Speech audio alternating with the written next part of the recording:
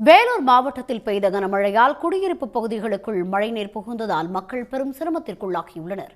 அறுவடைக்கு தயாராக இருந்த நெற்பயிர்கள் நீரில் மூழ்கியதால் வாழ்வாதாரத்தை இழந்துள்ளதாக விவசாயிகள் வேதனை தெரிவித்துள்ளனர். வேலூர் மாவட்டம் காட்பாடி, பொன்னை, வள்ளிமலை உள்ளிட்ட பகுதிகளில் கனமழை பெய்தது. பொன்னையில் குடியிருப்பு பகுதிகளில் மழைநீர் சூழ்ந்ததால் மக்கள் கடும் சிரமத்திற்கு ஆளாகியுள்ளனர். மேலும் வெள்ள நீர் சாலைகளில் பெருக்கெடுத்து ஓடியதால் மக்கள், வாகன ஓட்டிகள் அவதிக்குள்ளாகினர்.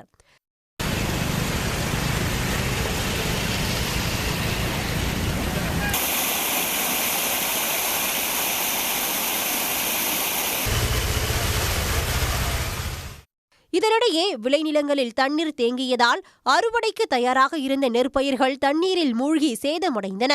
அறுவடைக்கு தயாராக இருந்த பயிர்கள் நீரில் மூழ்கியதால் வாழ்வாதாரம் பாதிக்கப்பட்டுள்ளதாக வேதனை தெரிவிக்கும் விவசாயிகள் அரசு இழப்பீடு வழங்க வேண்டும் என கோரிக்கை வைத்துள்ளனர்.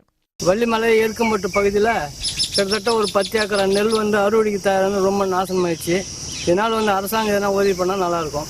அதேபோல் வேலூர் மாவட்டம் பேர்ணாம்பட்டி பகுதியில் பெய்த கனமழையில் 2 வீடுகள் இடிந்து விழுந்த சம்பவம் பரபரப்பு ஏற்படுத்தியுள்ளது.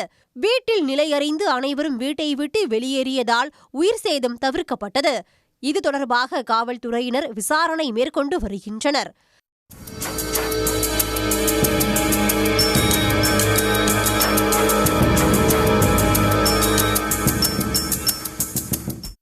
திருவள்ளூர் மாவட்டம் சோழவரம் சுற்றுவட்டார பகுதியில் கனமழை கொட்டி தீர்த்தது. இதனால் சென்னை, கொல்கத்தா தேசிய நெடுஞ்சாலையில் உள்ள சுங்கச்சாவடியில் மழைநீர் குளம் போல் தேங்கியதால் வாகன ஓட்டிகள் சிரமம் அடைந்தனர். ஆந்திராவை நோக்கி சென்ற வாகனங்கள் மழைநீரில் ஊர்ந்து சென்றதால் போக்குவரத்து பாதிக்கப்பட்டது. உடனுக்குடன் செய்திகளை தெரிந்து கொள்ள சன் நியூஸ் பெல் ஐகானை கிளிக் பண்ணுங்க.